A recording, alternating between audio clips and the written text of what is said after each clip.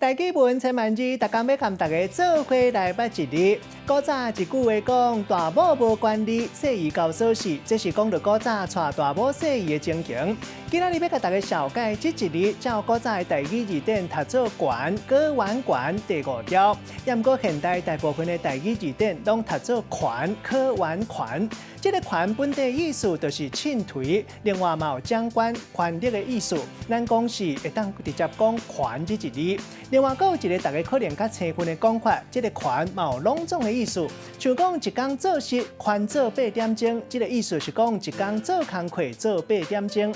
带大家做过来小解这2个词，头一个读做乐权，第2个词读做人权，两个字的意思拢是同款，也就是掌握权力，会当家己做主决定的人，嘛当讲是专权掌权。